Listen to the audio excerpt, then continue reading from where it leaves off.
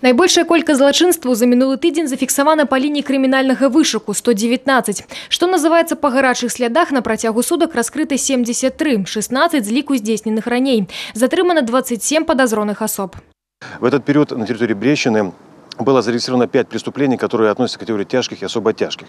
Так, в городах Бресте, Ивацевиче и Барановиче были нанесены тяжкие телесные повреждения. Изучая обстоятельства и условия, было установлено, что данные преступления были совершены после совместного распития спиртных напитков.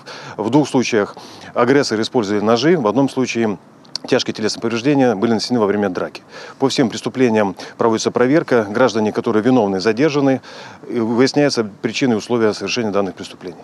За мінулыя выхадныя зарэгістравана 3 дорожно-транспортныя здарэнні. 3 чалавекі атрымалі раненні рознай ступені цяжкасці. 8 сентября около 12 часов 30 минут на улице Герасимова, деревне Мокрый Ивановского района, зарегистрировано дорожно-транспортное происшествие.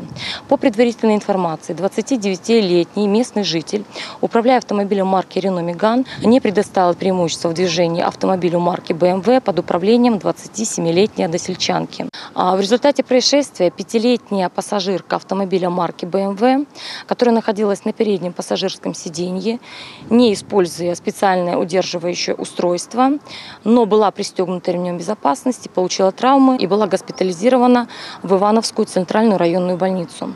Вечером 9 верасня ў Брэсце на будаўніцтве заходняга абыхода з пуцеправода па вуліцы Паплаўскага упаў аўтакран. У выніку спецыяльная тэхніка моцна пашкоджана і аднаўленню не падлягае. Пацярпелых няма. Уласнік аўтакрана кампанія «Полесье Жилбуд». Супрацоўнікамі брэсцкай мытні выяўлена 103 адміністрацыйных правапарушэнні на мяжы. В пункте пропуска Олтуш гражданка Украины при въезде на территорию Евразийского экономического союза пыталась незаконно переместить через таможенную границу свыше 80 килограммов сухой смеси, предназначенной для приготовления мороженого. Данный товар она сокрыла за обшивкой дверей салона микроавтобуса и его багажного отделения. 6 пажараў зарэгістравалі супрацоўнікі МНС у Ганцевіцкім раёне. У аграгарадку Чудзін падчас пажара загінула 2-гадовае дзіця. Сказать, что прошлые выходные прошли спокойно, это ничего не сказать, так как у нас на территории области зафиксирована детская гибель.